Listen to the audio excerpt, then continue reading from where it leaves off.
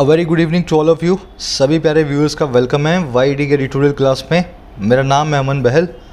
आज सुबह का सेकंड आर्टिकल हम पढ़ने वाले हैं। अ ब्लिप इसका टाइटल है। जीएसटी के ऊपर लिखा हुआ है, फाइनेंशियल आर्टिकल है। शुरू करना है हमें अपने खास अंदाज में। एक खास अंदाज ऐसा है, इसके बाद आप किसी भी बैकग्राउंड से आते हो, नॉन इंग्लिश बैकग्राउंड से आते हो, जब इंग्लिश को आप इस तरीके से अप्रोच करते हो ना, इंग्लिश आपका स्ट्रॉन्ग सब्जेक्ट बन जाता है। इस अंदाज में हर सेंटेंस को ट्रांसलेट करने के बाद उसकी ग्रामर को और वोकैबुलरी को हम अलग से लेकर के समझते हैं। आज के सारे ग्रामर रूल, सारी वोकैबुलरी आप अप्लाई करेंगे इन क्विज़ पे। ये फर्स्ट क्वेश्चन है, आपको सही सेंटेंस को चूज़ करना है। स्क्रीनशॉट ले सकते हैं इसका। और ये आपका सेकंड क्विज़ क्लोज टेस्ट का 5 क्वेश्चन है आपके पास। वीडियो के लास्ट में सोल्यूशन करेंगे इनका। पहले सीखो और बाद में अप्लाई करके देखो आपने कितना सही से सीखा। शुरू करें क्लास को। चलिए आइए कुछ नया सीखते हैं।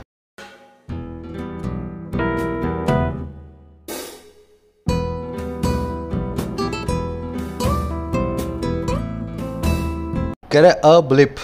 देखिए, ब्लिप का मतलब होता है माइनर शॉक या ग्लिच। मैं आपको इस ग्राफ से समझा पाऊंगा ब्लिप वर्ड को अच्छे से। इस ग्राफ के अंदर आप फ्रीक्वेंसी देख रहे हो, बिल्कुल बराबर है ना। थोड़ी सी ऊपर जाती है, थोड़ी सी नीचे आती है, लेकिन रेंज हमेशा बनी हुई है। अचानक से फ्रीक्वेंसी यहाँ आकर के बहुत बढ़ गई। इस इवेंट को हम बोलेंगे एक ब्लिप। ये बढ़ना और घटना दोनों ही को डिनोट करता है ब्लिप नाम का वर्ड। जो आपका ट्रेंड चल रहा हो, ट्रेंड से हट करके कोई घटना हो जाए, वही कहलाती है ब्लिप। तो कह रहे ट्रेंड से हट करके ग्लिच आया है, एक माइनर शॉक आया है। और बात कर रहा है ब्लिप की on revenue collections of GST in June. जो रेवेन्यू की कलेक्शंस है जीएसटी की जून के महीने में, जो रेवेन्यू, जो सरकार का जो इनकम है जीएसटी से आने वाला जून महीने में, तो हमेशा जीएसटी इस रेंज में चल रहा था पिछले कई महीनों से। जून में आकर के अचानक से गिर गया है, यही है एक ब्लिप। समझ गए? चलिए टाइटल पैराग्राफ से देखते हैं क्या कहना चाह रहा है। उससे पहले चैनल को सब्सक्राइब कर लें, वीडियो को लाइक कर दें। जिस तलाश में आप यहाँ पहुँचे हैं ना, वो आकर के पूरी होती है इंग्लिश को कैसे बेसिक लेवल से सीखा जाए। साथ ही अगर आपका एग्ज़ाम नज़दीक है एसएससी बैंक का और आप चाहते हैं कि इंग्लिश सेक्शन के ये टॉपिक्स कैसे अप्रोच करने हैं, आप सीखना चाहते हैं स्किल को, तो यूट्यूब पे 2 प्लेलिस्ट अवेलेबल हैं। होम पेज पे ही पेड प्लेलिस्ट हैं। इसमें 100 आवर्स का कंटेंट मिलेगा आपको इन सभी टॉपिक्स के ऊपर। आप इनको देख सकते हैं as a member. 3 membership plans हैं। ज्वाइन बटन पे प्रेस करो और इस वीडियो को प्ले करना। यहाँ आपको समझाया हुआ है कौन सी मेंबरशिप में आपको क्या मिलता है। चलिए कह रहा this years restrictions by states have inflicted less economic cost than 2020 lockdown. कह रहा इस साल की जो रिस्ट्रिक्शंस हैं, इस साल की जो पाबंदियां हैं स्टेट्स के द्वारा, जो हमने लॉकडाउन लगाए हैं राज्यों में, कह रहा इन्होंने इन्फ्लिक्ट किया है, इन्होंने इम्पोज किया है, इन्होंने लगाया है कम इकोनॉमिक कॉस्ट को, कम आर्थिक कीमत को, बजाय देन 2020 के लॉकडाउन के। तो 2020 में तो बहुत ही हद हो गई थी। इस साल के लॉकडाउन में भले ही वायरस ज़्यादा तेज़ी से आया हो, लेकिन आर्थिक तौर पे हमें ज़्यादा नुकसान नहीं हुआ है। रेस्ट्रिक्शंस की वर्ब है हैव इन्फ्लिक्टेड। अब यहाँ पे एक छोटा सा कॉन्सेप्ट हम देखेंगे। सब्जेक्ट वर्ब पकड़ लेना। सब्जेक्ट मिलेगा ब्लू में, वर्ब मिलेगी पिंक कलर। अब देखने वाला कॉन्सेप्ट यहाँ पे इन्फ्लिक्ट और अफ्लिक्ट का। देखिए, इन्फ्लिक्ट का मतलब होता है किसी चीज़ को ज़बरदस्ती इम्पोज करना या लगाना, और अफ्लिक्ट का मतलब होता है किसी को हर्ट करना या परेशान करना या अनॉय करना। बहुत ही आसान है, इसको कुछ सेंटेंसेस के जरिए देखेंगे। A severe drought has inflicted या अफ्लिक्टेड द रीजन। एक बहुत ही ख़राब सीवियर ड्रॉट ने, अकाल ने पूरे रीजन को इन्फ्लिक्ट या अफ्लिक्ट कर दिया है। देखो, अफ्लिक्ट का मतलब है हर्ट करना, परेशान करना। तो यहाँ पे आप अफ्लिक्ट को यूज़ करेंगे अगर आप मीनिंग से जाएँ तो। समझ रहे मेरी बात को? और इन्फ्लिक्ट का मतलब होता है किसी चीज़ को लगाना। तो क्या चीज़ लगाई है इस रीजन में, ये हमें दिया भी नहीं हुआ। अगर आप इन्फ्लिक्ट को यूज़ करना चाहें तो आप यहाँ लिखेंगे inflict has inflicted a financial cost on the region. क्या चीज़ को इम्पोज किया है वो तो इसके बाद में लिखनी पड़ेगी, वो चीज़ तो दी नहीं हुई। दूसरा, मीनिंग से जाओगे तो आपको पता लग जाएगा परेशान या हर्ट करने की बात हो रही है, तो अफ्लिक्ट को यूज़ किया जाता है ऐसे केस में। तो हैज़ इन्फ्लिक्टेड नहीं, अफ्लिक्टेड द रीजन। समझ गए? एक सेंटेंस और देखो। The team was sent to survey the damage inflicted या afflicted by the drought. Team को सेंड किया गया था सर्वे करने के लिए डैमेज को, वो वाली डैमेज जो इम्पोज की गई थी, लगाई गई थी इस ड्रॉट के द्वारा, इस अकाल के द्वारा। समझ लो?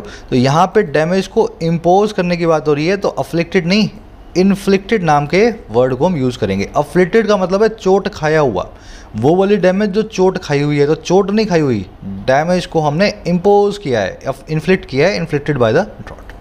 तो इस तरीके से इन्फ्लिक्ट और अफ्लिक्ट वर्ड को समझ के चलें, जहाँ पे ज़रूरत हो उसी वर्ड को यूज़ करें। आगे बढ़ते हैं। लेस और लेसर का कॉन्सेप्ट आप जानते हैं, आज रिपीट नहीं करेंगे। लेस की जगह लेसर तभी लिखें जब आपको किसी चीज़ के ओहदे की, किसी चीज़ की वैल्यू कम बतानी हो, है ना। किसी चीज़ की क्वांटिटी कम बताने के लिए हम लेस वर्ड को यूज़ करते हैं, लेसर को यूज़ नहीं करते हैं। अब फटाफट से आगे बढ़ेंगे, आज की वोकैबुलरी पे एडवांस वोकैबुलरी देख लेते हैं। उससे पहले ऐड करूँगा एक छोटी चीज़। आप किसी भी एग्ज़ाम की तैयारी करते हो इंडिया के, जितना ज़रूरी उसके कॉन्सेप्ट सीखना है उतना ही ज़रूरी है लास्ट मोमेंट पे उसके एग्जाम्स को देना, मॉक टेस्ट को। और मॉक टेस्ट के अंदर टेक्स्ट बुक भारत का लीडिंग ब्रांड है।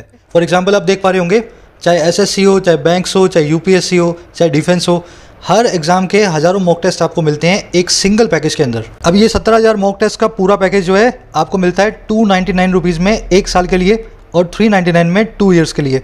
और ध्यान रखें, जब आप बाय करें ना तो YET10 कूपन कोड लगा लेना, 10% एडिशनल डिस्काउंट मिल जाएगा। बाइंग लिंक को मैं डाल रहा हूँ कमेंट सेक्शन में, फर्स्ट कमेंट में पिंड है, आप वहाँ से बाय कर सकते हैं। चलिए, ये हमारी वोकैब शीट है, पिछले सारे वर्ड्स आपको मिलेंगे जो भी हमने डिस्कस किए हैं। आप इसको डाउनलोड कर सकते हैं टेलीग्राम ग्रुप से, ऑफिशियल YT नो चैट से, है ना। चलिए, आज के हमारे पास 3 ही वर्ड्स हैं, इन ल्यू ऑफ, प्लॉसिबल और रिगरस। और ध्यान करना, ये 2 पुराने वर्ड्स आज फिर से रिपीट होंगे, तो इनको भी हमें एक बार देख लेना है, रिवाइज कर लेना है। 5 वर्ड देख लो। पहला वर्ड है ऑफसेट, इसको हम ऑलरेडी कर चुके हैं आज से 15 दिन पहले। ऑफसेट का मतलब होता है भरपाई करना, मेकअप फॉर करना, कंपेंसेट फॉर करना। जैसे इधर आपने तराजू के एक तरफ 1 किलो रखा तो दूसरी तरफ भी 1 किलो रखना पड़ेगा ताकि तराजू बराबर हो। भरपाई करने के लिए, बराबरी करने के लिए ऑफसेट नाम के वर्ड को यूज़ करते हैं। Correct, your virtues can not offset your voices. आपके जो गुण हैं आपकी बुराइयों को ऑफसेट नहीं कर सकते हैं। बुराइयों का अलग हिसाब देना है, गुणों का अलग हिसाब देना है, ऑफसेट करने की कोई बात नहीं है। ऐसे आप इस वर्ड को यूज़ करें। फिर आपको एक फ्रेजल वर्ब मिलेगी, रैंप अप। रैंप अप का सिनोनिम होता है क्रैंक अप या रैचेट अप। इसका मतलब एक ही है सबका, अपग्रेड करना या किसी चीज़ के लेवल में जो है बेहतरी लाना, है ना, किसी चीज़ को ऊपर लाना एक लेवल। दोनों सेंटेंस मैंने आपको बना करके दिखाया हुआ है। Increased FDI can ratchet up और GDP। बढ़ी हुई FDI हमारी GDP को अपग्रेड कर सकती है, ऊपर ला सकती है उसका लेवल। तो इस फ्रेजल वर्ब को ध्यान रखना, रैंप अप नाम की आज आप फिर से देखेंगे। इन ल्यू ऑफ एक फ्रेज होता है, प्रीपोजिशन फ्रेज है, इसका मतलब होता है इन प्लेस ऑफ, किसी चीज़ की जगह पे। यूज़ करके दिखा देता हूँ मैं। The little girl took an ice cream in lieu of a plastic doll. छोटी बच्ची ने एक आइसक्रीम को ले लिया बदले में एक प्लास्टिक डॉल के। तो उसको बोला कि डॉल लेनी है कि आइसक्रीम लेनी है, तो उसने क्या बोला, डॉल नहीं चाहिए मुझे तो आइसक्रीम खिला दो आप। तो इन प्लेस ऑफ जो है डॉल के, उसने आइसक्रीम को चुनाव किया, उस आइसक्रीम को खाया। ऐसे यूज़ करना है इन ल्यू ऑफ को। फिर है प्लॉसिबल, बहुत ही सिंपल सा वर्ड है, बहुत बार आपने देखा है। प्लॉसिबल का मतलब है जो रीजनेबल हो, जो क्रेडिबल हो, देखने में लगता हो कि बिल्कुल ठीक है, वही कहलाता है प्लॉसिबल। जो पॉसिबल लगता हो देखने में, वो प्लॉसिबल कहलाता है। The police could find no plausible explanation for the murder. Police वाले नहीं पा पाए, नहीं फाइंड कर पाए कोई भी पॉसिबल या रीजनेबल जो एक्सप्लेनेशन को इस मर्डर के पीछे। उनको समझ ही नहीं आया ये मर्डर किसने कर दिया और कैसे कर दिया, है ना। कोई भी रीजनेबल लॉजिकल एक्सप्लेनेशन उनको नहीं मिली। अब देखो, प्लॉसिबल का एक लेसर नोन मीनिंग है, लेस नोन मीनिंग है, a person good at lying and cheating. एक ऐसा आदमी जो आपको खड़े खड़े पागल बना दे और आपको पता भी ना लगे, बहुत ही झूठा हो और झूठ बोलने में इतना माहिर हो कि उसके झूठ पकड़ने मुश्किल हो जाए, ऐसे पर्सन को भी प्लॉसिबल हम बोलते हैं। क्योंकि उसकी हर बात हमें रीजनेबल और क्रेडिबल लगती है, उसकी हर बात पे हमें भरोसा आ जाता है ना, इसीलिए उसको हम प्लॉसिबल बोल देते हैं। He is so plausible that fooling someone is a piece of cake for him. वो इतना प्लॉसिबल है, इतना बड़ा झूठा है कि किसी को भी पागल बनाना उसके बाएं हाथ का खेल है। समझ गए ना। तो प्लॉसिबल का एक लेस नॉन मीनिंग है, इसको भी आप यूज़ करें। सिनोनिम हो गए इसके प्रोबेबल, टेनेबल, लॉजिकल, रैशनल। प्लॉसिबिलिटी होता है एक नाउन, प्लॉसिबल एडजेक्टिव, वहाँ से बना दिया हमने नाउन।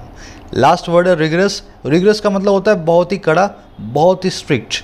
इतना कड़ा और इतना स्ट्रिक्ट कि आपके लिए बर्डनसम बन जाए। जैसे army schools are known for their rigorous discipline. Army के स्कूल्स है वो जाने जाते हैं अपने कड़े डिसिप्लिन के लिए, बहुत ही कड़े अनुशासन के लिए। समझ गए ना, बहुत ही ज़्यादा कड़ा, जो हिलने और डुलने का नाम ही ना ले, थोड़ा सा भी फ्लेक्सिबल ना हो, कहलाता है रिगरस। स्ट्रिंजेंट बोल दो, रिजिड बोल दो, हार्श बोल दो, स्टर्न बोल दो, सबके सब रिगरस के सिनोनिम है। रिगरस की नाउन फॉर्म होती है रिगर, इसकी नाउन फॉर्म होती है रिगर। चलिए, ये वर्ड्स अपना रिवीजन चालू रखें, पिछले वर्ड मत भूल जाना। अगला सीख करके पिछला वाला भूल जाने वाला स्टूडेंट सबसे बेवकूफ़ होता है। एक भी स्टूडेंट आप में से ऐसा ना हो, मेरी भगवान से यही कामना है। चलिए, समरी टाइम। देखिए समरी सीधी सी है, 8 से 10 महीनों से जीएसटी की रिकॉर्ड इनपुट्स हमें मिल रहे हैं 1 लाख करोड़ से ज़्यादा। लेकिन इस महीने जून में क्या हुआ, एक ब्लिप हमने देखा छोटा सा कि 1 लाख करोड़ से नीचे आ गई है जो जीएसटी का रेवेन्यू। रीज़न इसका सिंपल सा है, अप्रैल और मई में कोरोना की सेकेंड वेव। हमारा आर्टिकल क्या कह रहा है कि ये परमानेंट ट्रेंड रहने वाला नहीं है, ये नीचे आने का। आप फिर से आने वाले टाइम में जीएसटी को ऊपर आता हुआ देखेंगे, क्योंकि हमने इस साल लॉकडाउन्स को बहुत ज़्यादा स्ट्रिक्ट नहीं लगाया है पिछले साल के मुकाबले। तो इस वजह से आपने जो देखा है ये जून का ब्लिप है, आने वाले टाइम में बहुत ही ऑप्टिमिस्टिक जो है देखने को हमें चीज़ें मिलेगी। बस यही आज इसकी समरी है ना, थोड़ा सा ऑप्टिमिस्टिक है, सैंग्विन है फ्यूचर को लेकर के, यही आज आपकी टोन होंगी। शुरू कर लेते हैं आर्टिकल को। मैं आपको एक छोटा सा क्वेश्चन दे देता हूँ, लॉकडाउन से रिलेटेड है और डिस्क्रिप्टिव का क्वेश्चन बनेगा आपका।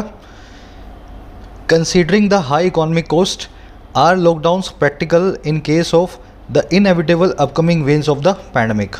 कंसीडर करते हुए बहुत ही ज़्यादा आर्थिक कीमत को बड़ी वाली, क्या लॉकडाउन्स प्रैक्टिकल हैं केस में उन अपकमिंग वेव्स के पैंडमिक की जो इनएविटेबल हैं, तो आएंगी आने वाले टाइम में, क्या लॉकडाउन्स प्रैक्टिकल मेजर हैं या नहीं है। तो दोनों ही चीज़ों को देख लेना, बीमारी में लोग मरते हैं और लॉकडाउन लगाने पे इकोनॉमिक कॉस्ट हमारी कंट्री को झेलनी पड़ती है। 3 सेंटेंस में इसका आंसर देना है आपको। मैं भी लिखता हूँ, आप भी लिखना शुरू करो। लिखते लिखते ही आपको पता नहीं लगेगा कैसे आपने इम्प्रूव किया। आज से शुरू करें, बहुत लोग लिख भी रहे हैं। चलिए, कैरा entering its 5th year, India's Goods and Services Tax or GST system reported a blip in revenue collections for June, breaking an 8-month streak of over ₹1 lakh crore in tax receipts. कह रहा है enter करते हुए अपने 5वें साल में। अच्छा क्या हुआ भाई, एंटर का मतलब होता है घुसना। 5वें साल में घुसते हुए इंडिया का जो जीएसटी सिस्टम है, जिसको 5 साल हो गए हैं, इसने रिपोर्ट कर दिया एक ब्लिप को रेवेन्यू की कलेक्शंस में जून के लिए। ब्लिप आप समझ गए हो है ना, एक जो है बिल्कुल नॉर्मल सा ट्रेंड चल रहा हो, उसी में से या तो बहुत बड़ा उतार आ जाए या बहुत बड़ा चढ़ाव आ जाए। तो ऐसा एक ब्लिप जून के महीने में जीएसटी ने दिखाया। अब देखो कैसे दिखाया, ब्रेक करते हुए 8 महीने की स्ट्रीक को, तोड़ते हुए 8 महीने की सीरीज़ को, जो है लगभग 1 लाख करोड़ से ज़्यादा की टैक्स की रिसीट्स के अंदर, टैक्स के इनकम के अंदर। तो 1 लाख करोड़ का जो हमारा जो रिकॉर्ड सा बना हुआ था कई 8 महीनों से, इस साल हमने जून में वो तोड़ दिया है। 1 लाख करोड़ से हम नीचे आ गए हैं। समझ गए। अब सेंटेंस की स्ट्रक्चर देखो, जीएसटी सिस्टम की रिपोर्ट है, वर्ब है रिपोर्टेड, सब्जेक्ट वो पकड़ना सबसे पहला काम होता है, ताकि आपको पता लगे सेंटेंस किस बारे में लिखा है ना। ब्लिप आप जानते हैं, एंटरिंग और ब्रेकिंग दोनों ही प्रेजेंट पार्टिसिपल साइमल्टेनियस एक्शन है। जब जीएसटी ने इसको रिपोर्ट किया तब ये 5वें साल में एंटर भी कर रहा था और तभी ये जीएसटी का सिस्टम ब्रेक भी कर रहा था। 8 महीने की स्ट्रीक को जो है तोड़ भी रहा था। स्ट्रीक का मतलब होता है श्रृंखला, सीरीज ऑफ इवेंट्स। और इसमें देखने वाली चीज़ है छोटी सी, ध्यान से देखते जाएं। एंटर नाम की वर्ब अपने बाद में कब प्रीपोजिशन लेगी और कब नहीं लेगी, इस चार्ट से आप इस छोटी सी टेबल से समझ सकते हैं। जैसे यहाँ पे एंटरिंग के बाद में हमने कोई प्रीपोजिशन नहीं लगाई, entering in 5th year, entering into 5th year, तो एंटर के बाद में कब लगानी है कब नहीं लगानी आसानी से इससे समझ सकते हैं। अगर आप कहीं पे घुस रहे हैं तो आप एंटर के बाद में कोई प्रीपोजिशन को ना लगाएं। फिजिकली घुस रहे हैं या वैसे भी घुस रहे हैं किसी चीज़ में, जैसे जीएसटी 5वें साल में घुस रहा है तो एंटर के बाद में नो प्रीपोजिशन। अगर आप किसी के साथ कॉन्ट्रैक्ट कर रहे हैं, निगोशिएशन कर रहे हैं, डील कर रहे हैं, बातचीत कर रहे हैं, उस केस में एंटर के साथ में इनटू। और अगर आप किसी चीज़ की शुरुआत कर रहे हैं, किसी नए करियर की, किसी नए फेज़ की, किसी नई रिलेशनशिप की, तब एंटर के साथ में ऑन। बस यही चीज़ें होती हैं 3 देखने वाली। जैसे the student was board from entering the examination hall, student को बार कर दिया गया था, रोक दिया गया था एग्जामिनेशन हॉल में एंटर इनटू करने के लिए। देखो कहीं घुसते हो तो एंटर के बाद में कोई प्रीपोजिशन नहीं आती, इस इनटू को आप यहाँ से निकाल दें। वैसे ही the two tech giants entered a contract, दोनों टेक जायंट्स ने एंटर हो गए एक कॉन्ट्रैक्ट में। जब भी कॉन्ट्रैक्ट में निगोशिएशन में एंटर हो तो एंटर के बाद में क्या लगाएं, इनटू लगाएं। Entered into a contract, enter into एक फ्रेजल वर्ब होती है किसी कॉन्ट्रैक्ट या नेगोशिएशन या डील की शुरुआत करना। The actor entered on a new career in singing, actor ने शुरू कर दिया एक नया करियर सिंगिंग में। पहले जो है अभिनेता था, अब जो है गायक भी बनेगा। तो यहाँ पे एंटर ऑन बिल्कुल ठीक है। नया रिलेशनशिप, नया करियर या कोई भी नई चीज़, नया फेज़ अगर आप शुरू करते हैं तो एंटर ऑन बिल्कुल ठीक होता है। चलिए इस पर क्वेश्चन बनते हैं, गलती मत करके आना। एंटर पे आगे बढ़ेंगे। कह रहे GST revenues tanked to a tad less than 93,000 crore last month, the lowest in 10 months, after a record 1.41 lakh crore in April and relatively tepid 1.02 lakh crore in May. कह रहे जीएसटी का रेवेन्यू टैंक कर गया, गिर गया। टैंक का मतलब होता है कोलैप्स करना, है ना, अचानक से। तो अचानक से जीएसटी की इनकम जो है गिर गई, और कहाँ पे, टैड लेस देन 93,000 करोड़। 93,000 करोड़ से एक टैड कम। टैड का मतलब होता है हवा भर, हल्का सा 93,000 करोड़ से कम, 92,000 कुछ करोड़, है ना, ऐसा। तो कह रहे ऐसे गिर गया लास्ट मंथ में, पिछले महीने में, जो कि लोवेस्ट है, सबसे कम है पिछले 10 महीनों का। और ये काम कब हुआ, रिकॉर्ड 1.41 लाख करोड़ के जो अप्रैल में आए थे, और एक रिलेटिवली ल्यूक वार्म टैपिड गुनगुने 1.02 करोड़ के जो मई में आए थे। तो अप्रैल में तो बड़ा रिकॉर्ड हमने बना दिया इतने करोड़ का। मई के अंदर हमने एक जो है गुनगुना सा रिकॉर्ड बनाया 1.02 करोड़ का। इसके बाद जून में क्या हुआ, हवा भर कम हो गए, 93,000 करोड़ से नीचे आ गए जीएसटी की रिटर्न्स। समझ गए, ऐसे बना हुआ सेंटेंस। रेवेन्यूज़ की वो है टैंक्ड, टैड मैंने आपको बता दिया, हवा भर कम, हल्का सा कम, है ना, छोटा सा पार्ट हो, जो पोर्शन हो, फ्रैक्शन हो, उसको हम बोलते हैं टैड। अब इस सेंटेंस में देखने वाले दूसरे वर्ड्स देख लेना। टैपिड होता है गुनगुना, जो थोड़ा सा जिसमें जोश कम हो, है ना, बहुत गर्म ना हो, वार्म ना हो। गुनगुना आप जानते हो ना, गुनगुना पानी, ल्यूक वार्म बोलते हैं उसको इंग्लिश में। तो ये टैपिड 1.02 लाख हैं, मतलब थोड़े गुनगुने से हैं, 1.41 लाख के सामने थोड़े से कम है ना। टैपिड से ही एक वर्ड और बनता है ट्रैपिड। ट्रैपिड का मतलब होता है टिमिड या फियरफुल। ट्रैपिड का मतलब होता है डरा हुआ, है ना, जो है भयभीत हुआ। तो टैपिड और ट्रैपिड वर्ड को आपस में कंफ्यूज मत करना। ये गुनगुने के लिए, ये डरे हुए के लिए, दो अलग अलग वर्ड्स हैं। ये रिलेटिव लेवल का कॉन्सेप्ट आप अच्छे से जानते होंगे, फिर से एक बार देख लेते हैं फटाफट। रिलेटिवली, कंपैरेटिवली के बाद में एडजेक्टिव की आएगी तो पॉजिटिव डिग्री ही आएगी, नहीं तो ये दोनों साथ में नहीं आएंगे। एडजेक्टिव की कंपैरेटिव या सुपरलेटिव डिग्री के साथ में कभी भी रिलेटिवली या कंपैरेटिवली को यूज़ ना करें। जैसे the rupee is comparatively weaker, जो रुपया है तुलनात्मक रूप से कंपैरेटिवली कमज़ोर है। देखो, वीक की वीकर बन गई कंपैरेटिव डिग्री, और कंपैरेटिवली खुद भी कंपैरेटिव डिग्री बनाता है। दोनों काम एक साथ हो गए, तो क्या करूँगा, इस कंपैरेटिव डिग्री को पॉजिटिव डिग्री में चेंज कर देता हूँ। बस यही रूल है। कंपैरेटिवली और रिलेटिवली के बाद में अगर आ जाए कोई और डिग्री एडजेक्टिव की, तो फटाफट से उसको पॉजिटिव डिग्री में चेंज कर दें। लेकिन इस सेंटेंस को देखो, the rupee is comparatively weaker then the dollar. अब यहाँ पे क्या करेंगे आप, वीकर को बनाएंगे वीक, पर सेंटेंस फिर भी गलत रहेगा। क्यों? क्योंकि यहाँ पे लगा हुआ देन। देन को अपने पहले कंपैरेटिव डिग्री चाहिए होती है। इस केस में वीकर का वीक आप नहीं बना सकते। अब देखो, इनको साथ में भी नहीं रख सकते, तो क्या करें, आप इस कंपैरेटिवली को यहाँ से निकाल दें। The rupee is weaker then the dollar. बस रिलेटिवली कंपैरेटिवली को कंपैरेटिव डिग्री के साथ में ना आने दें, इतना आप इंश्योर करें किसी भी तरीके से। एक और चीज़ ध्यान रखना, हमेशा मुद्राएं जो हैं, जो करेंसीज़ हैं, उनके नाम के आगे द लगता है। तो द रुपी लिखा है मैंने, द डॉलर रखा है, हमेशा याद रखें करेंसीज़ के नाम के पहले द को लगाएं। बढ़े आगे। कह रहा है generally the June revenue reflects transactions that occurred in May. कह रहा है जनरल तौर पे जो जून का रेवेन्यू है रिफ्लेक्ट करता है, दिखाता है हमें उन ट्रांजेक्शंस को जो हैपन हुई थी, अगर हुई थी मई के अंदर। तो ये सारा जो मामला है ना जून का, ये हमें मई के आईने को दिखा रहा है, मई में क्या हुआ था। रेवेन्यू की वर्ब है रिफ्लेक्ट्स, दैट की वर्ब है अकर्ड, रिलेटिव प्रोनाउन है, ट्रांजेक्शंस को इसने एंटीसीडेंट बनाया हुआ है। कह रहा with the second wave of the pandemic in full flourish and states enforcing rigorous restrictions on most activities in May, the numbers are not really surprising। कह रहा के साथ ही सेकेंड वेव के पैंडमिक के फुल फ्लरिश में होने के, full flourish मतलब फुल फ्लेजेड कोई चीज़ होती है, एकदम पूरे मूड में होती है। तो कह रहा कोरोना की दूसरी वेव के, दूसरी लहर के पूरे मूड में होने के साथ ही, अच्छा और कौन सी चीज़, साथ ही साथ स्टेट्स के इन्फोर्स करने के बहुत ही कड़े रिस्ट्रिक्शंस को, पाबंदियों को ज़्यादातर एक्टिविटीज़ पे मई के अंदर। कह रहा इन दोनों कामों के विद साथ ही हुआ क्या। कह रहा कोमा लगा के बता रहा है जो नंबर्स है ना, ये आंकड़े, ये वास्तव में सरप्राइजिंग नहीं है, इनको देख करके कोई भी अचंभे की बात नहीं है। हमें पता ही था ये होने वाला है। मई में बहुत सारी स्टेट्स ने कोविड को देखते हुए लॉकडाउन्स को एनफोर्स किया था। समझ गए, सिंपल सेंटेंस है। नंबर्स की वर्ब है आर, रिगरस आप देख चुके हो, जो बहुत ही स्ट्रिक्ट हो, हार्ड हो, स्ट्रिंजेंट हो, स्टर्न हो, बहुत ही कड़ा हो, इनफ्लेक्सिबल हो। बढ़े आगे, सेंटेंस बाय सेंटेंस पूरा मन से तसल्ली करके आगे बढ़ा करो। स्ट्रक्चर जब तक समझ ना आए तब तक सेंटेंस पढ़ने का कोई मतलब नहीं है। कह रहा है however as May GST compliance dates for smaller tax payers were extended till early July, some of this revenue also reflects April's sales. कह रहा हालांकि जैसे ही या जैसे कि जो मई का जीएसटी कंप्लायंस डेट्स हैं छोटे टैक्स पेयर्स के लिए उनको एक्सटेंड किया गया था जुलाई की शुरुआत तक।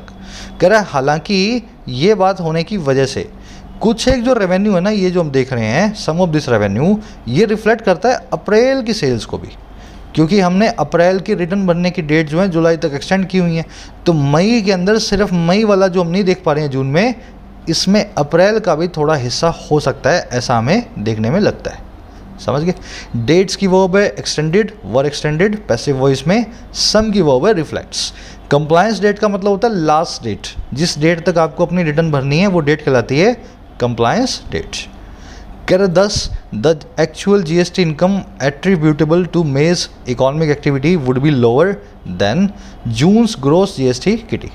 कह रहे इस प्रकार से जो एक्चुअल जीएसटी की इनकम है जिसको एट्रीब्यूट किया जा सकता है,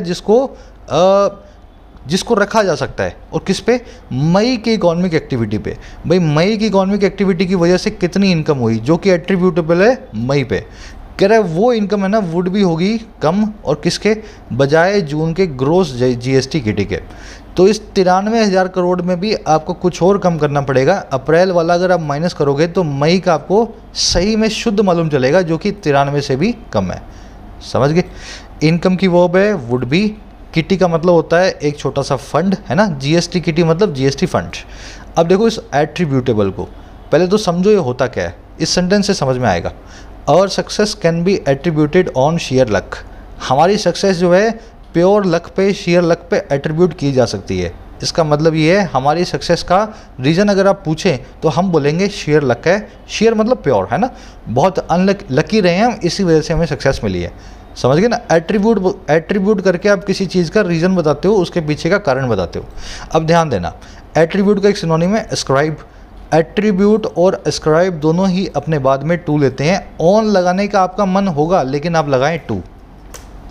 और success can be attributed to sheer luck. समझ गए ना, पूरा आपको लॉजिकली समझा रहा हूँ। एट्रीब्यूट से आप रीजन बताते हो किसी चीज़ का, एट्रीब्यूट और एस्क्राइब एक दूसरे के सिनोनिम है, दोनों के बाद टू प्रीपोजिशन फिक्स है। अगर लगेगी तो टू लगेगी, नहीं तो कुछ भी नहीं लगेगा। चलो आगे बढ़ते हैं। कह रहा this is also reflected in the generation of e way bills which fell by a sharp 30% in May compared to April, while the sequential decline in revenues was not as steep। कह रहा है ये भी reflected होता है, ये जो ऊपर वाली चीज़ आप देख रहे हो जनरेशन में, ये रिफ्लेक्ट होती है जनरेशन में ई वे बिल्स के। ई वे बिल्स एक जीएसटी का कॉन्सेप्ट है, अगर आप नेट पे कभी पढ़ेंगे तो आपको अच्छे समझ में आएगा, यहाँ पे डिस्कस नहीं करेंगे। तो कह रहा है ई वे बिल को देख करके भी आप इस चीज़ को रिफ्लेक्ट करवा सकते हो। ये वो ई वे बिल्स हैं जो गिर गए 30% से मई के अंदर कंपेयर टू अप्रैल के मुकाबले, जबकि जो सीक्वेंशियल डिक्लाइंस है रेवेन्यू में वो इतना स्टीप नहीं था। सीक्वेंशियल मतलब सीक्वेंस में आता हुआ, कमिंग एज ए सीक्वेंस। तो सीक्वेंस में जो डिक्लाइन आया है वो रेवेन्यू में उतना कम नहीं था।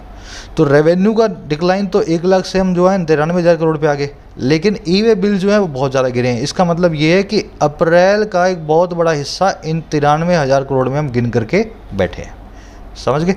दिस की वर्ब है इज, विच की वर्ब है फेल, रिलेटिव प्रोनाउन है, ई वे बिल्स के लिए आया है। स्टीप का मतलब होता है गहरा, डिक्लाइन की वर्ब है वॉज। सीक्वेंशियल मतलब सीक्वेंस में आने वाला, एक के बाद एक आने वाला, कमिंग इन ए सीक्वेंस।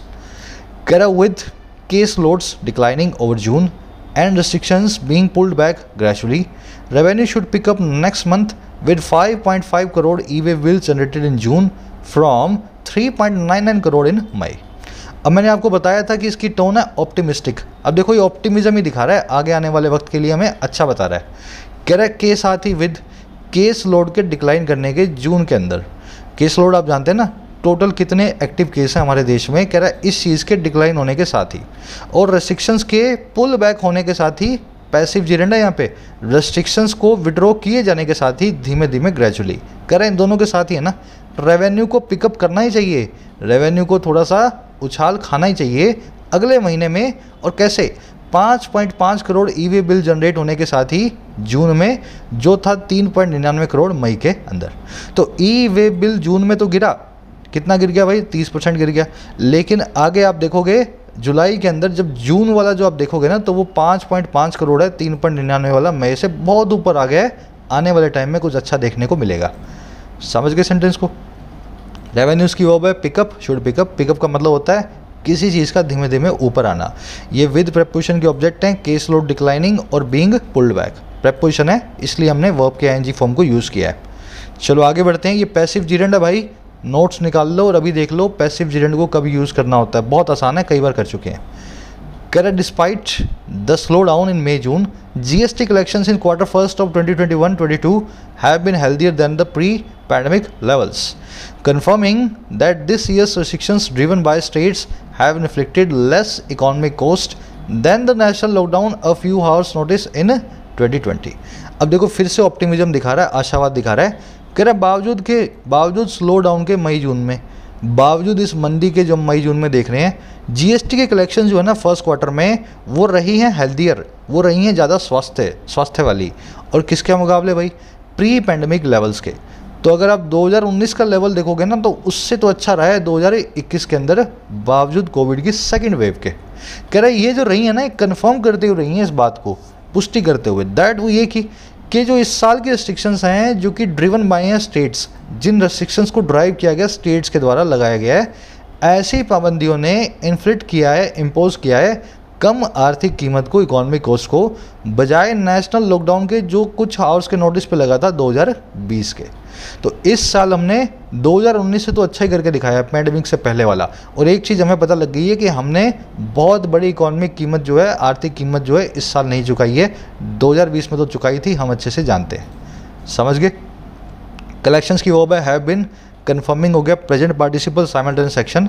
जब कलेक्शंस हेल्दियर रही हैं तभी ये कन्फर्म भी कर रही हैं इस बात को। वो बात लिखी हुई आगे वाली बात में जो सब्जेक्ट है वो रेस्ट्रिक्शंस, उसकी वर्ब है हैव इन्फ्लिक्टेड। इन्फ्लिक्ट आप जानते हैं किसी चीज़ की चोट मारना। अब देखो इन्फ्लिक्ट किसको किया है? इकोनॉमिक कॉस्ट को, है ना। इन्फ्लिक्ट जिस चीज़ को किया जाता है हमेशा उस चीज़ को उसके बाद में लिखना चाहिए, नहीं तो अफ्लिक्ट नाम की वर्ब आती है, ऊपर हम देख चुके हैं।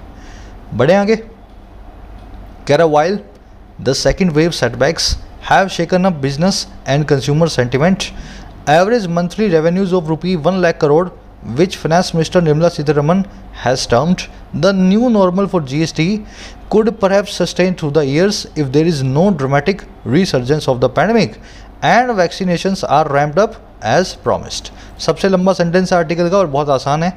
अब देखो ऑप्टिमिज्म और दिखाएगा, आशावाद। कह रहा है जहाँ सेकेंड वेव के जो सेटबैक्स हैं, सेटबैक समझें आप, आपका नाकामयाबी या नाकामयाबी से आने वाला झटका, दोनों ही कहलाता है सेटबैक। कह रहे जहाँ सेकंड वेव से आने वाली जो नाकामयाबियाँ हैं, फेलियर हैं, या उनका शॉक जो है फेलियर का, कह रहे उन्होंने शेकअप कर दिया है बिजनेस और कंज्यूमर सेंटिमेंट को, उन्होंने हिला करके रख दिया है। शेकअप जानते हैं ना, शेक कर देना, हमारे बिजनेस और उपभोक्ताओं के भावनाओं को, है ना। सबको लगता है कि कोरोना की वजह से मार्केट गिरनी चाहिए। कह रहे जहाँ ऐसा है वहीं पे हुआ क्या? कह रहा है एवरेज मंथली रेवेन्यू जो है 1 लाख करोड़ से ऊपर का, जिसको हमारी फाइनेंस मिनिस्टर बोलती हैं, उन्होंने टर्म कर दिया है, नाम दे दिया है नया नॉर्मल जीएसटी के लिए। न्यू नॉर्मल मतलब अब जो चीज़ आगे नॉर्मल रहने वाली है, हम जो है रोज़ रोज़ देखेंगे। कह रहे वहीं पे ऐसा रेवेन्यू 1 लाख करोड़ से ज़्यादा का, जिसको फाइनेंस मिनिस्टर बोलती हैं हमेशा रहने वाला है। कह रहा है ये शायद सस्टेन कर भी जाए, ये शायद जिंदा रह भी जाए थ्रू द ईयर, इस ईयर के दौरान। अच्छा कैसे होगा ये काम?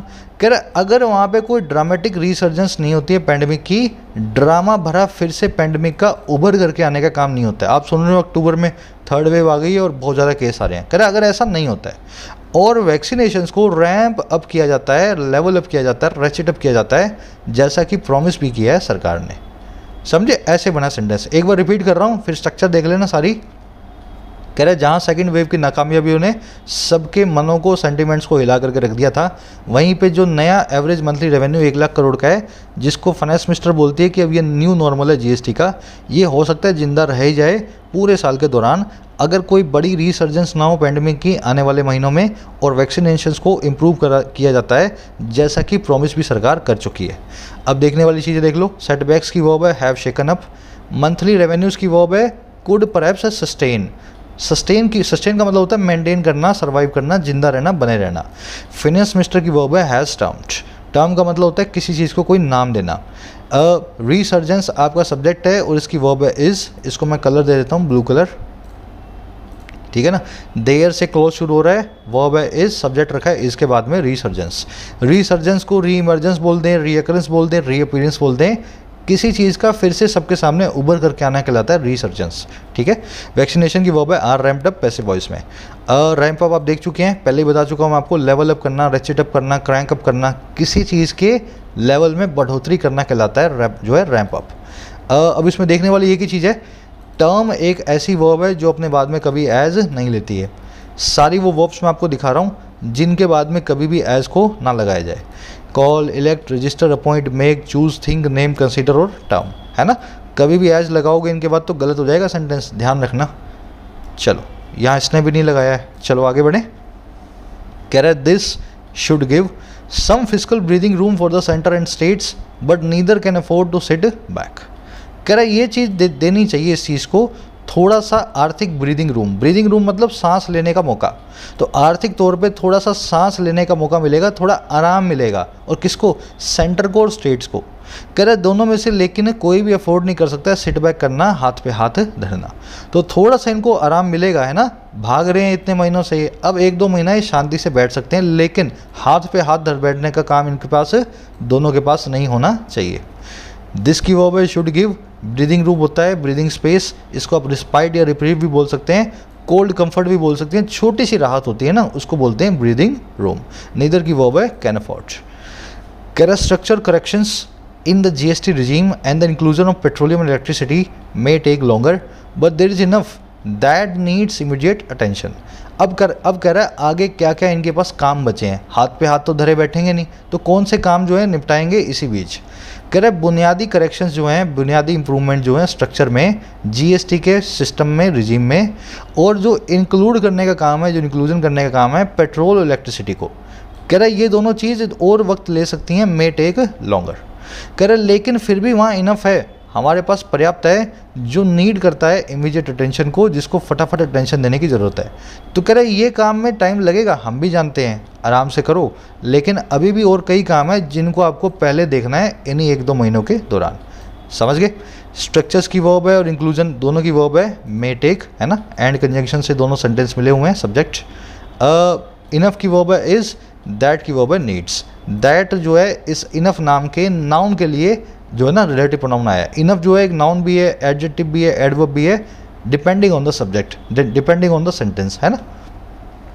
कह industry has sought temporary rate cuts on some sectors to spur demand. अब बता रहा है वो चीज़ें क्या है। इंडस्ट्री ने सीख किया है, मांगा है टेम्परेरी रेट कट को कई सेक्टर्स में, ताकि स्पर कर पाएँ, ताकि इंक्रीज़ कर पाएँ, प्रोवोक कर पाएँ डिमांड को। तो कह रहा है पहले ये वाला काम देखो, इंडस्ट्री की मांग जायज़ है तो थोड़ा सा टैक्स का कट आप दे सकते हो। इंडस्ट्री की वर्ब होगी हैज़ सॉट, सीक की ही थर्ड फॉर्म है सॉट, है ना। Seek, sought, sought. सीक एक ट्रांजिटिव वर्ब है, अपने बाद प्रीपोजिशन नहीं लेगी, इसलिए सॉट के बाद में भी कोई प्रीपोजिशन हमने नहीं लिखी है। कह रहा it is possible that a volume pickup may make up for resultant revenue losses just as an uptick in petrol consumption creates room for a revenue neutral duty cut on fuels. कह रहे ये भी बात possible है, plausible है, reasonable है, logical है, भरोसे लायक है। दैट वो ये कि जो वॉल्यूम में पिकअप आया है, जो हमारे अर्थव्यवस्था के जो ना आकार में जो पिकअप आया, पिकअप का मतलब होता है उछाल, हल्का सा अपटिक। तो कह रहा है ये बात भी मानने लायक है कि थोड़ा सा जो वॉल्यूम में पिकअप आएगा वो मेकअप फॉर कर सकता है, वो ऑफसेट कर सकता है, काउंटर बैलेंस कर सकता है, वो भरपाई कर सकता है रिजल्ट होने वाले रेवेन्यू लॉस में। तो रेवेन्यू में जो लॉस हुआ उसको आने वाले टाइम में वॉल्यूम पिकअप जो है भरपाई उसकी कर देगा, ये बात प्लॉसिबल है। अच्छा कैसे ही? कह रहे जैसे ही जस्ट एज एक छोटा सा जो अपटिक है, थोड़ा सा जो उछाल है, स्मॉल इंक्रीज़ है पेट्रोल के कंजम्पशन में, वो क्रिएट करता है रूम को, स्कोप को, और किसके लिए?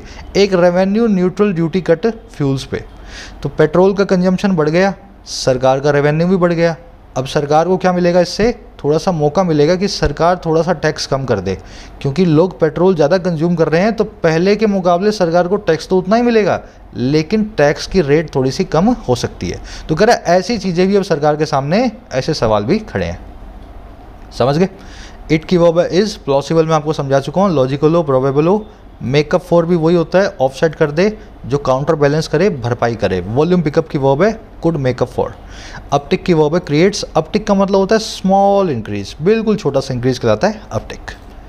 कह रहा है the GST council must be reconvened soon to take up such ideas to prod the economy's rebound apart from holding the promised special session to discuss all the brewing concerns related to states' compensation.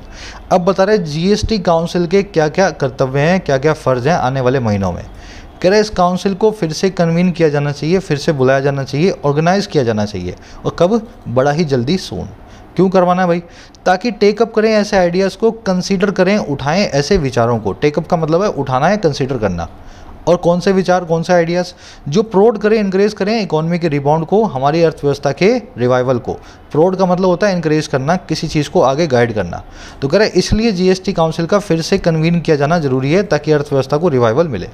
कह रहे साथ ही साथ apart from या besides hold करने के उस promise session को, उस जो है वादा किए हुए स्पेशल सेशन को जो है डिस्कस करने का सभी कंसर्न्स को जो रिलेट करते हैं स्टेट्स के कंपनसेशन से, स्टेट्स को हर्जाना जो सरकार देती है उससे रिलेटेड चिंताओं से। ये ब्रोइंग का मतलब होता है डेवलप होते हुए, इमर्ज होते हुए, ऐसी चीज़ जो धीरे धीरे डेवलप हो रही है ना, उसको कहते हैं ब्रोइंग। एक बार सेंटेंस रिपीट कर रहा हूँ, सिंपल सेंटेंस है।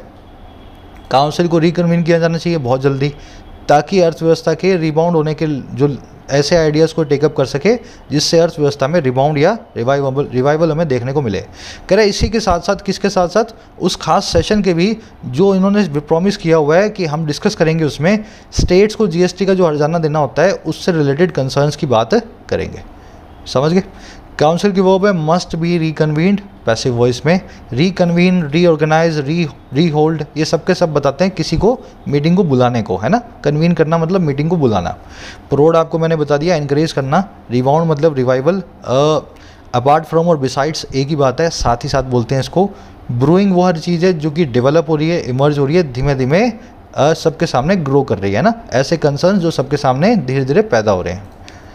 कह रहे delaying this will not only foster greater misgivings between the center and the states but also make it tough for states to plan their borrowing for the rest of year।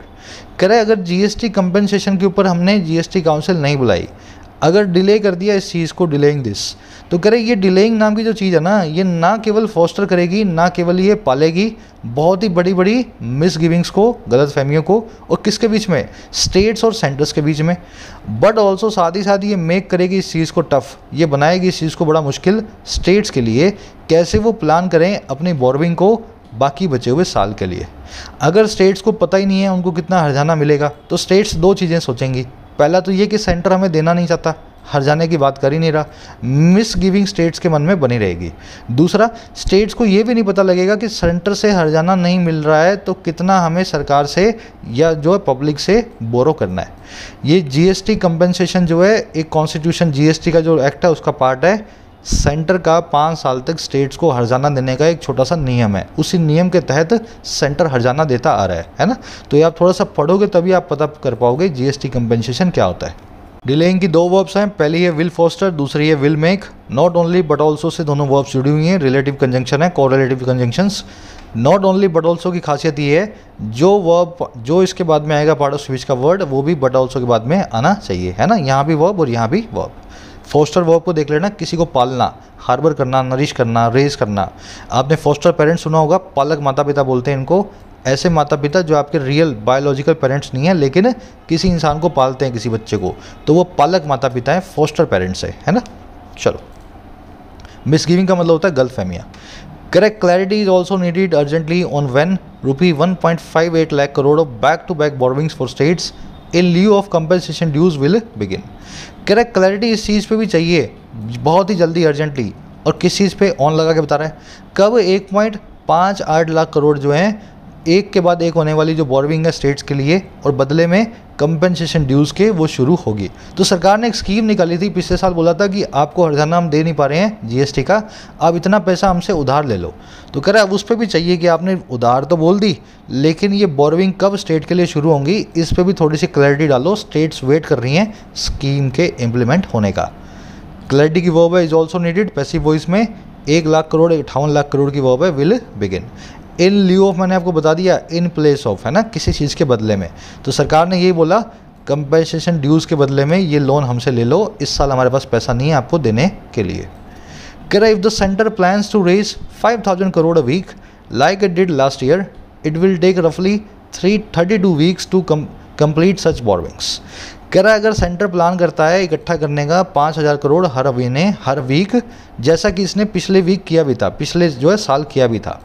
कह रहा है अगर centre ऐसा plan करे तो इसको 32 week लगने वाले हैं कंप्लीट करने के लिए इस बोरोइंग को। समझ मेरी बात को? तो इतना पैसा इकट्ठा करते करते 32 वीक में 1,58,000 करोड़ सेंटर इकट्ठा कर पाएगा। बहुत 10-12 महीनों की बात है, तो आज ही काम जो है शुरू कर देना चाहिए। कह रहा so any delay beyond early August may not be viable. कह रहा है इसलिए कोई भी डिले जो है ना अगस्त से पहले या अगस्त के बाद में वाइबल नहीं होगा, अप्रोप्रिएट नहीं होगा, क्योंकि अगस्त के बाद में शुरू करोगे तो फिर अगला साल निकल जाएगा, है ना, साल भर की जो है मियाद पूरी हो जाएगी, इसलिए पहले ही शुरू कर देना है। 32 वीक की इसको ज़रूरत पड़ने वाली है।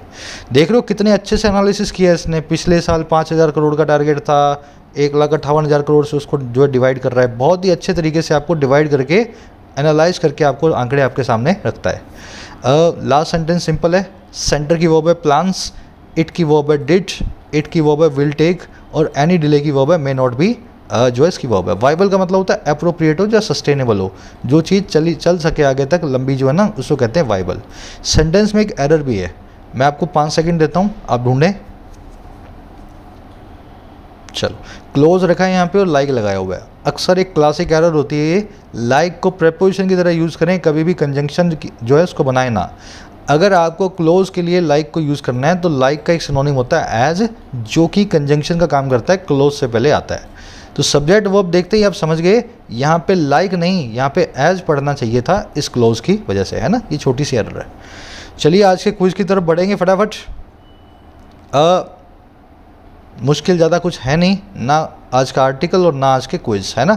ग्रामेटिकली करेक्ट सेंटेंस को आपको चूज़ करना है। इसमें मैंने 2 कॉन्सेप्ट यूज़ किए हैं, एक तो लेस और लेसर वाला, और दूसरा इन्फ्लिक्ट और अफ्लिक्ट वाला। सेंटेंस समझ ले पहले। Lesser GST collections during the last month have inflicted economic prospect of the nation. कह रहे कम जीएसटी की जो कलेक्शन है पिछले महीने के दौरान उन्होंने इन्फ्लिक्ट किया है, लगाया है इकोनॉमिक प्रोस्पेक्ट को हमारे नेशन के। उन्होंने परेशान किया है या हर्ट किया है देश के इकोनॉमिक प्रोस्पेक्ट को, आर्थिक संभावनाओं को। देखो यहाँ पे कॉन्सेप्ट है पहला लेसर वाला। आपको पता है जीएसटी कलेक्शंस की मात्रा की बात हो रही है, क्वांटिटी की बात हो रही है, तो लेसर नहीं, आप यूज़ करेंगे यहाँ पे लेस को। तो ना तो आपका बी आंसर है ना आपका ए आंसर है ना, सी या डी में से आपका एक आंसर है। दूसरी चीज़, यहाँ पे इकोनॉमी के प्रोस्पेक्ट को हर्ट करने की बात हो रही है, तो आप यहाँ पे यूज़ करेंगे अफ्लिक्टेड को। समझ रहे हो मेरी बात को? इन्फ्लिक्ट का मतलब होता है इम्पोज करना। क्या इम्पोज किया भाई? इकोनॉमिक प्रोस्पेक्ट पे क्या चीज़ को इम्पोज किया, वो चीज़ तो हमने लिखी नहीं भाई। Inflict a hurt, inflict a beating, कुछ ऐसा होता। इन्फ्लिक्ट को जिस चीज़ को इन्फ्लिक्ट करते हैं इसके बाद में लिखा जाता है। अफ्लिक्ट का मतलब ही होता है हर्ट करना, है ना। तो यहाँ पे have afflicted the economic prospect of the nation, ऐसे आपका सेंटेंस बनेगा। सी आपका करेक्ट आंसर है। यहाँ पे लेस, यहाँ पे अफ्लिक्टेड। दूसरा आपको दिखा देता हूँ क्लोज टेस्ट, स्क्रीनशॉट आप इसका ले लें। नीचे आपका डिस्क्रिप्टिव का क्वेश्चन है, आंसर्स डाल रहा हूँ क्लोज टेस्ट के इसी वीडियो के फर्स्ट कमेंट में। बहुत ही सिंपल है। एंटर के बाद में क्या लगाना है, कब लगाना है ना। कंपैरेटिव रिलेटिवली अपने बाद में क्या लेते हैं, कौन सी डिग्री लेंगे एडजेक्टिव की, लाइक लगेगा या एज लगेगा, एस्क्राइब, एट्रीब्यूट, इसके बाद में कौन सा प्रीपोजिशन फिक्स है। बस यही कॉन्सेप्ट जो आपने सीखे हैं अप्लाई करो, आंसर से मैच करना। अपना डिस्क्रिप्टिव का आंसर भी ज़रूर लिखें और मेरा वाला भी पढ़ें। रोज़ अपनी आदत बना लो, हर रोज़ 1 घंटा इंग्लिश को देना है, ऐसा सोच करके बैठा करो, है ना। चलिए मुलाकात होगी अगली वीडियो में। ज़रूर से एक लाइक और एक शेयर देना वीडियो को। Until then signing out.